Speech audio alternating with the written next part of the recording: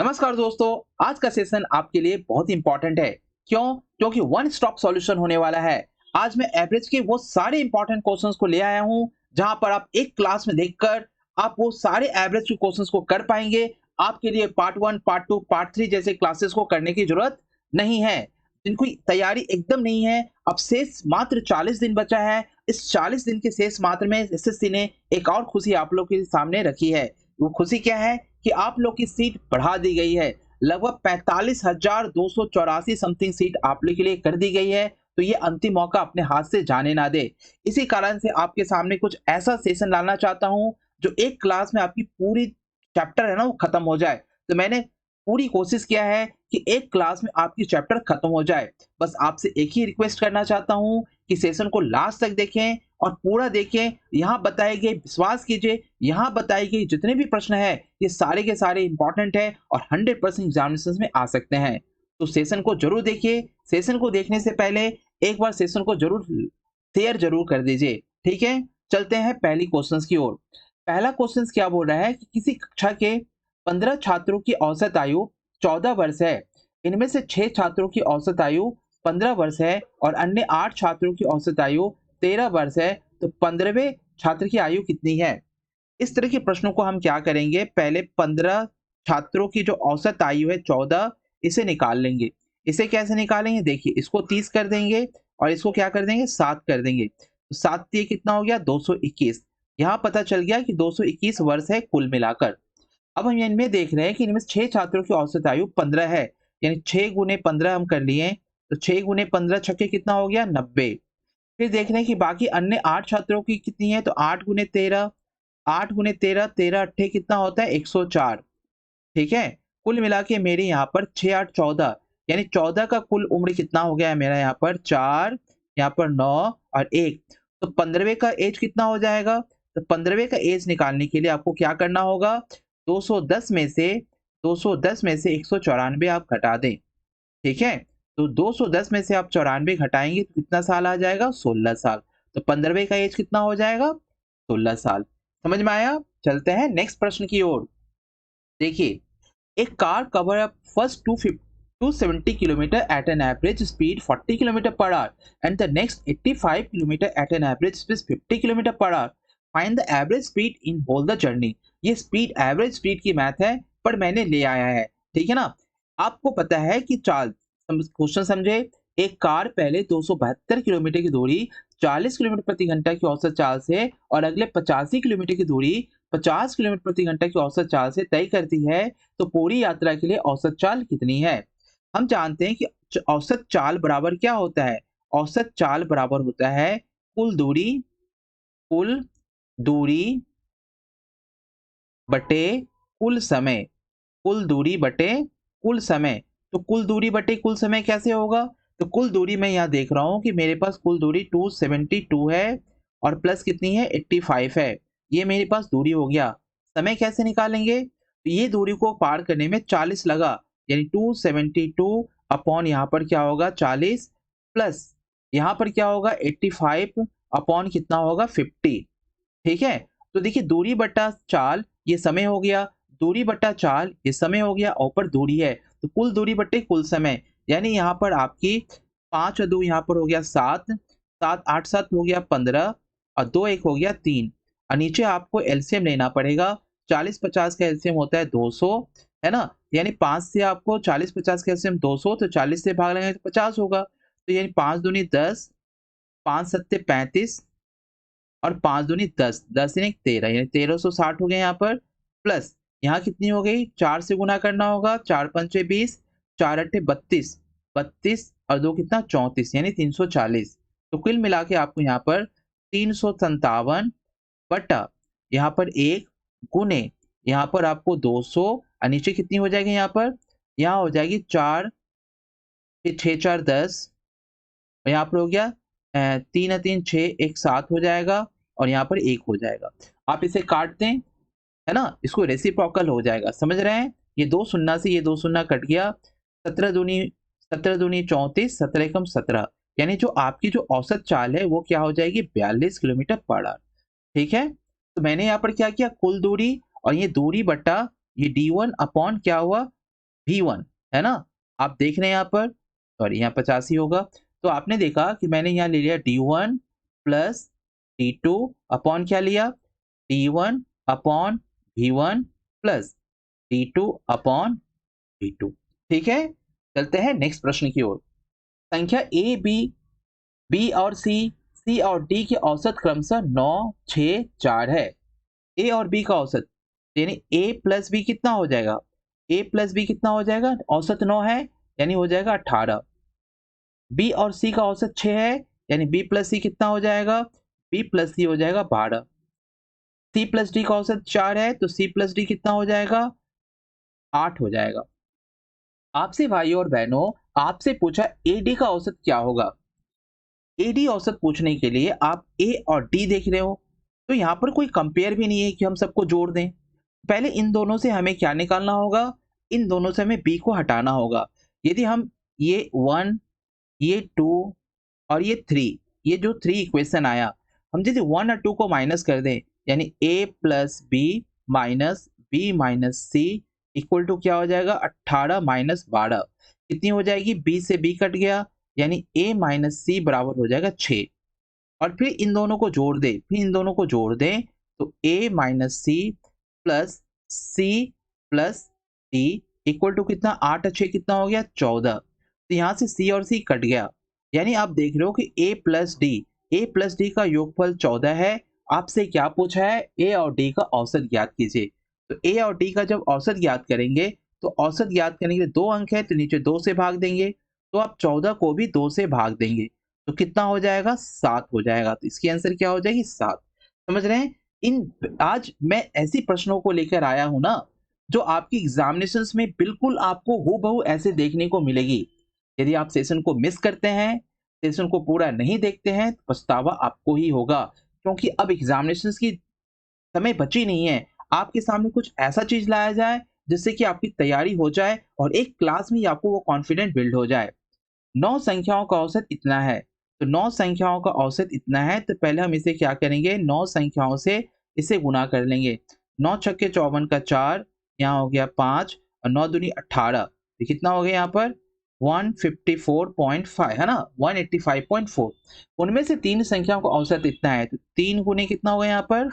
26.1। जबकि अन्य 3 संख्या औसत इतना है, तो इसे भी निकाल लो। 3 एकम 3, 3 छक्के 18 और 3 दूनी 6, 6 एक 7, है ना? 3 एकम 3, 3 छक्के 18, 3 दूनी 6 एक 7। अब जबकि अन्य 3 संख्या कितनी है? अन्य 3 संख्या 15.2 है। अन्य 3 संख्या 15.2 है, तो यहाँ पर 3 दूनी 6, 3 पचे 15 और 3 एकम 3, 3 दूनी 6, 3 पचे 15 का 5, 1, 3 एकम 3 1 4। यहाँ पर देख रहे कुल 6 संख्या, यहाँ कुल 6 संख्या कितनी हो रही है? 6 3 9 हो रही है, 8 5 13 हो रही है और 7 4 11 1 12 हो रही है। ठीक है? तो आपसे पूछ रहा है कि जो 3 संख्या शेष 3 संख्या बचा, शेष 3 संख्या का योगफल कितना होगा? यानी 185.4 में से 123.9 माइनस करना होगा। 14 में से 9 गया, 14 में से 9 गया तो हो गया कितना? 5। 4 में से 3 गया तो हो गया 1। 8 में से 2 गया तो हो गया 6, है ना? अब इससे क्या करना है? इसे औसत निकालने पर, ये 3 का है ना, ये 3 का योगफल है, ये 3 का योगफल है। औसत निकालने के लिए 3 से भाग देंगे, तो 3 से भाग देंगे तो यहाँ हो जाएगा 20 और यहाँ 3 पचे 15, यानी 20.15 यहाँ पर आंसर हो जाएगा। आप कभी भी इस तरह से यदि एग्जामिनेशन दिए होंगे एसएससी जीडी का, तो आपको इस तरह के प्रश्नों का जरूर सामना करना पड़ा होगा। और ठीक उसी तरह के प्रश्न है यहाँ पर जो कि आपको एग्जामिनेशन में देखने को मिलती है। ठीक है ना? चलते हैं अगले प्रश्न की ओर। किसी कक्षा में 100 छात्रों की औसत अंक 80 थी। 100 छात्रों की औसत अंक 80 थी। वरीयता सूची में सिर्फ 15 छात्रों की और नीचे के 15 छात्रों की औसत अंक 84 और 74 है। शेष छात्रों के औसत अंक दशमलव के 2 स्थानों तक ज्ञात करें। पहले मैं देख रहा हूं 100 छात्रों के औसत अंक कितना? 80, यानी 100 गुने 80 बराबर कितना हो गया यहाँ पर? 8000। ठीक है? बोले ऊपर से 15, यानी ऊपर से 15 और बीच का छूट गया, फिर नीचे से 15, यानी आपके पास 70 संख्या बचा हुआ है। तो ऊपर से 15 15 गुने क्या करना है, 15 गुने 84। कैसे गुना करेंगे, इसको 30 कर लेंगे, इसको क्या कर लेंगे, इसको 4 और 2 कर लेंगे, तो कितना हो गया, 3 दूनी 6, 3 चौके 12। ठीक है, अब यहाँ पर क्या बोल रहा है कि शेष 15 का 74, इसे भी कर लेंगे, 15 गुने 74, तो 15 चौका 60, 15 सत्ते 105, 105 और 6 कितना होती, 6 5 11, है ना, 6 5 11 मतलब 111। यानी कुल मिला के आप देख रहे हैं यहाँ पे जो 30 संख्या है, आपके पास जो 30 संख्या है, इसका योगफल कितना है, 0 6 1 7 2 1 3 और 1 2, 2370। ठीक है, कितनी आ रही है, 2370। तो ये 30 संख्या का है, तो 70 संख्या का कितना होगा, 70 संख्या का निकालने के लिए 8000 में से आपको ये 3 संख्याओं का जो योगफल है, इसे आपको माइनस करना होगा। ठीक है ना, 10 में से 0 गया 0, 10 में से 7 गया 3, है ना, 9 में से 3 गया 6 और 7 में से 2 गया 5। अब ये 70 संख्या है, अब इसकी आप एवरेज निकालना चाहते हो तो 70 से क्या करना होगा आपको, इसको डिवाइड करना होगा। अब 70 से जब इसे डिवाइड करोगे तो 0 से 0 कट गया, दशमलव की कहाँ तक, 2 स्थान तक, 7 अट्ठे 56, यानी क्या हो गया, 7 अट्ठे 56, तो यहाँ पर 0 हो गया। ठीक है, कितनी बची, आपकी बची 3, 7 चौका 28, 7 दिए, लगभग 80.43 आपका इसका आंसर होगा, ऑप्शन नंबर बी। बातें समझ में आई, ऊपर की 15 संख्याओं का दिया हुआ था, नीचे की 15 संख्याओं को दिया था, बीच का 70 का गायब था, तो 70 तो यही है ना, 70 का योगफल यही है। अब 70 से भाग दे देंगे तो एवरेज निकल गया। ठीक है, चलते हैं नेक्स्ट प्रश्न की ओर।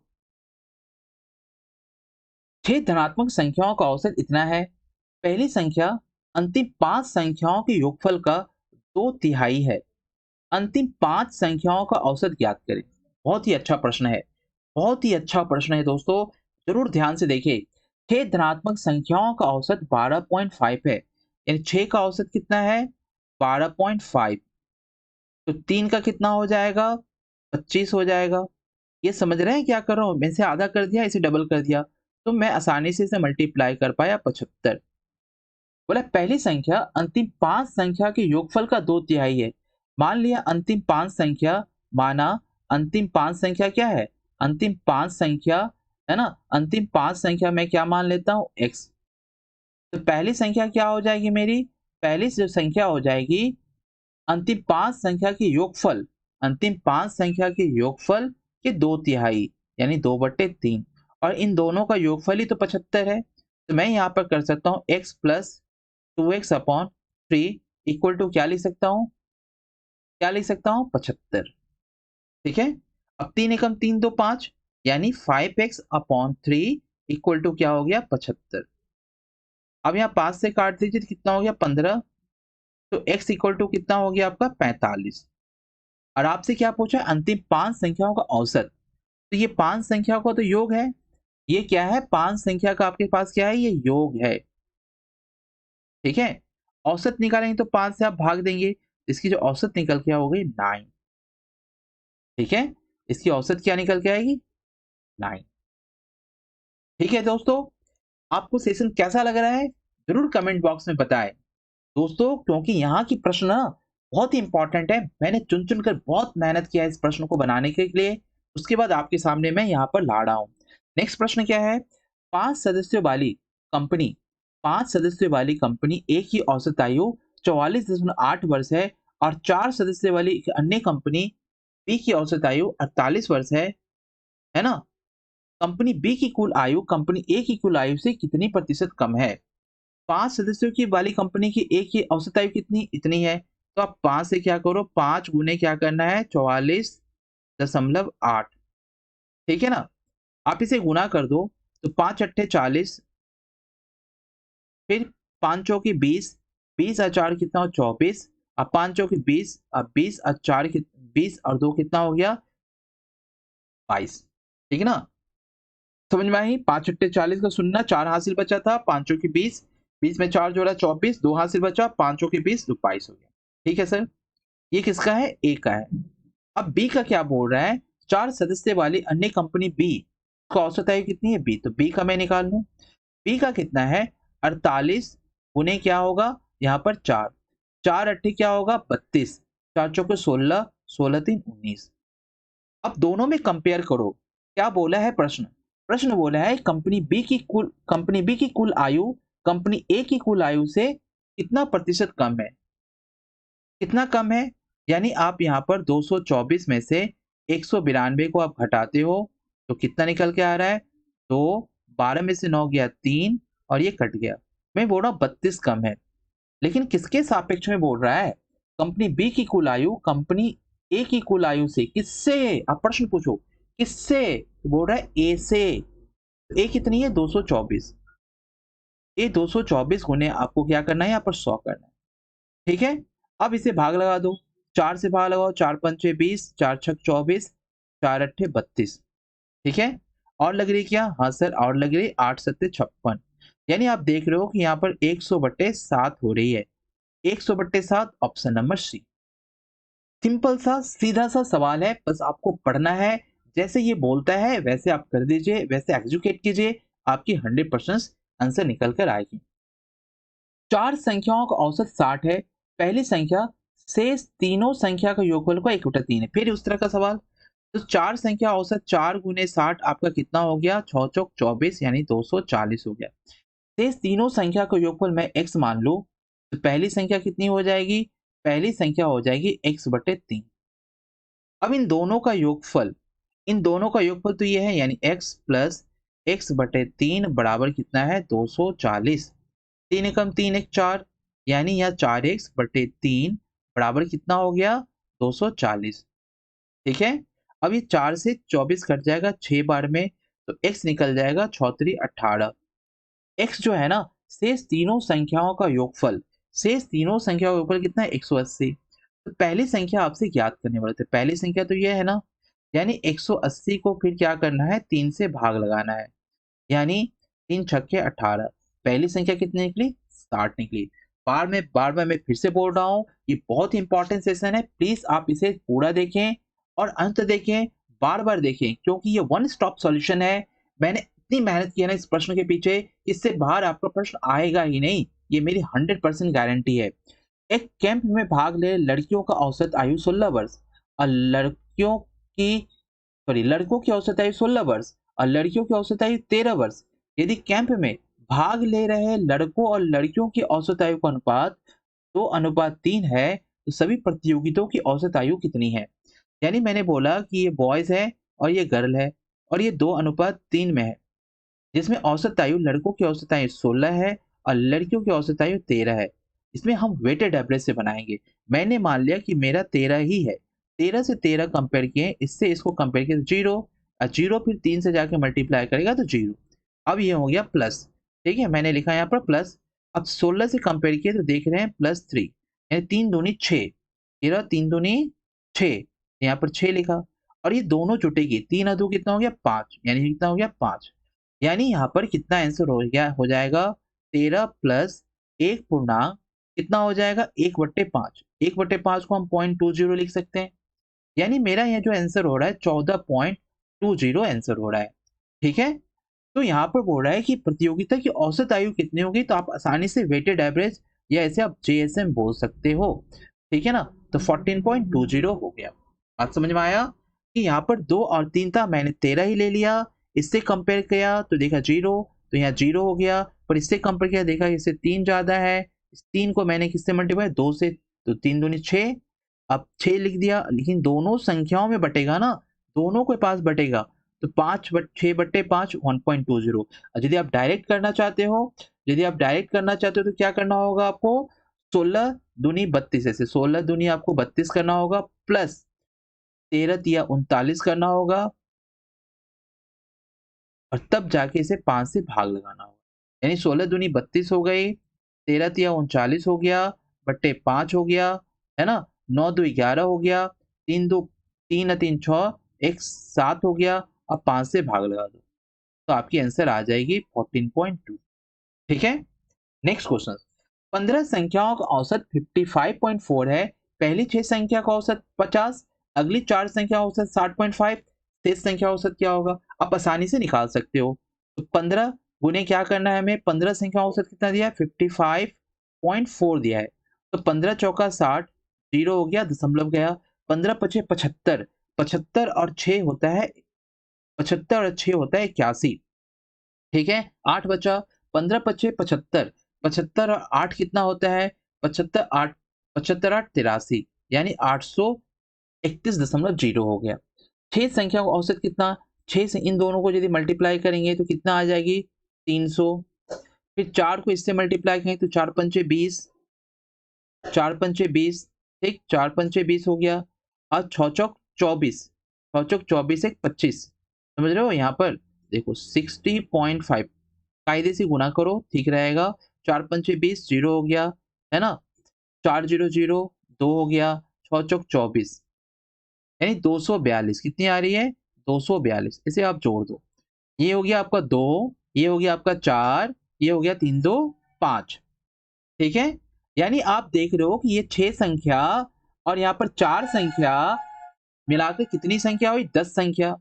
तो ये 10 संख्या का है, लेकिन बाकी 5 संख्या कैसे पता चलेगा, तो ये 5 संख्या आपको यहाँ से पता चलेगा, जब आप 15 संख्याओं का औसत कुल मान निकाल बैठे हैं, तो 831 में से आपको 542 क्या करना होगा, घटा देना होगा।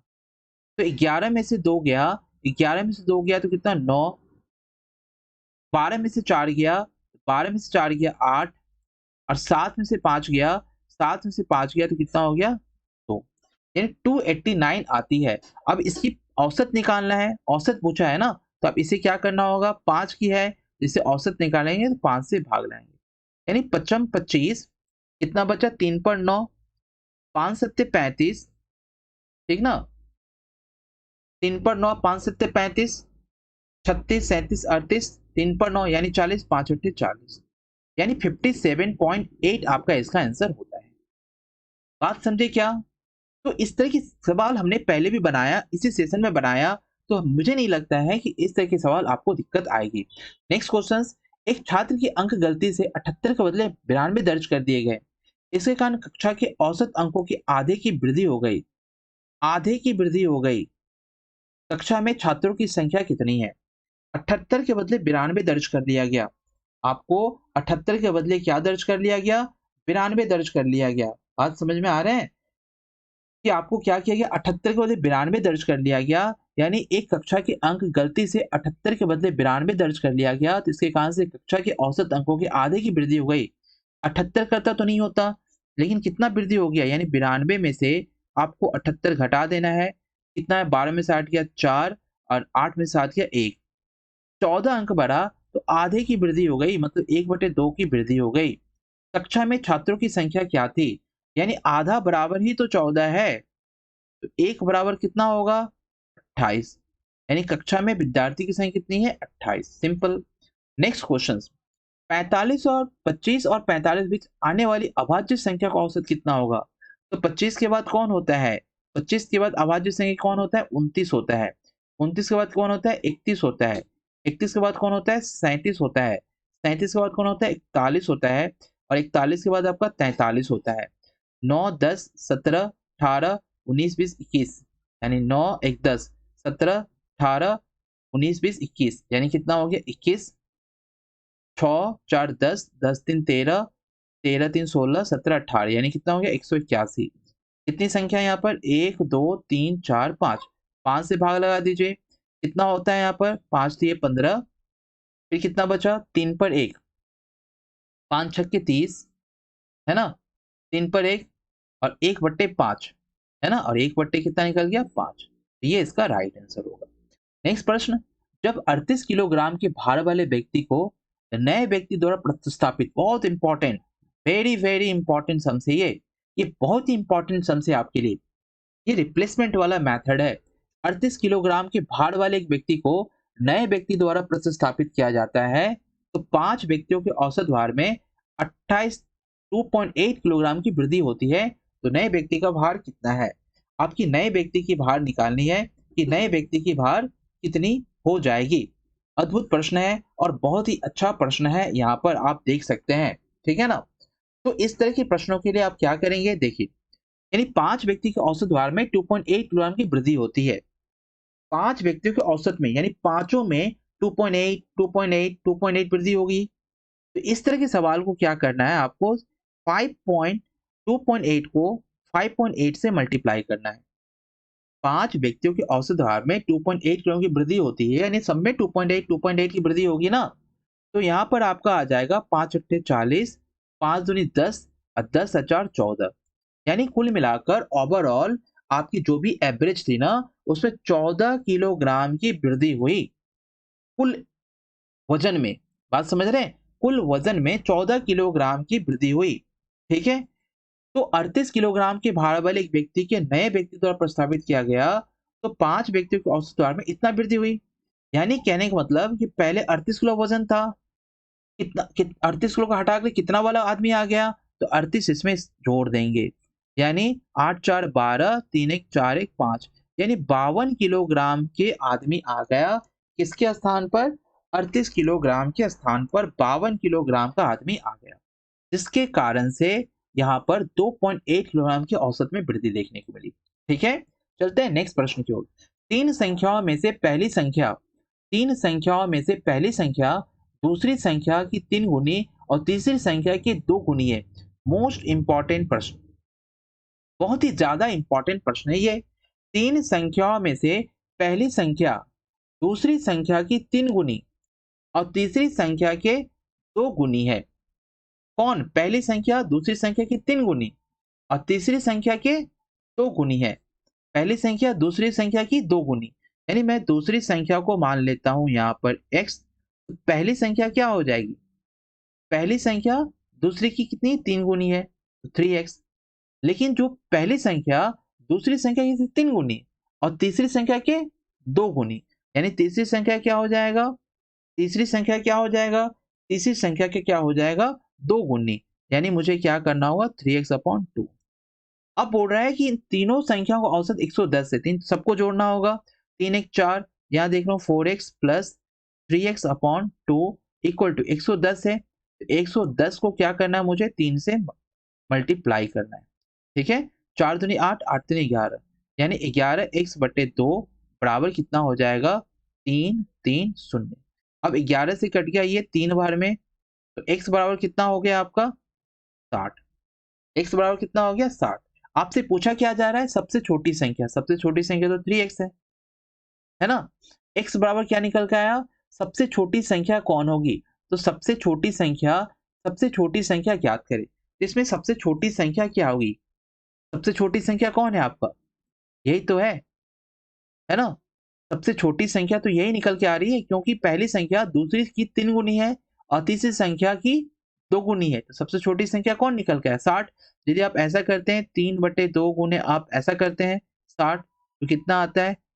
30, ये 90 है ना। तो सबसे छोटी संख्या कौन है आपकी? 60 है। नेक्स्ट और अंतिम प्रश्न जो सेशन के लिए बहुत इंपॉर्टेंट है।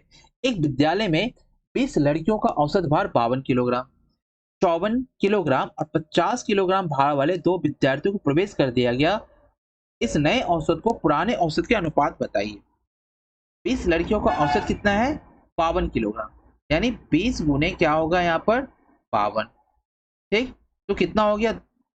2 दूनी 4, 2 दूनी 4 और 2 पंचे 10, 2 पंचे 10, 1140। अब क्या हुआ? 54 किलोग्राम 50 किलोग्राम भार वाले 2 नए विद्यार्थियों प्रवेश कर दिया गया। यानी इसी में क्या किया गया? 54 किलो और 50 किलो, यानी 54 किलो और 50 किलो को और ऐड कर दिया, यानी 54 50 जोड़ के कितना हो गया? 54 50 जोड़ के हो गया आपका 104। यानी इसमें हम 104 और जोड़ दिए, तो ये 4 हो गया, ये 4 हो गया, ये 1 हो गया, 1 हो गया। अब बोल रहा है कि इस नए औसत, तो नया औसत ये होगा और पुराने औसत, यानी कहने का मतलब नए औसत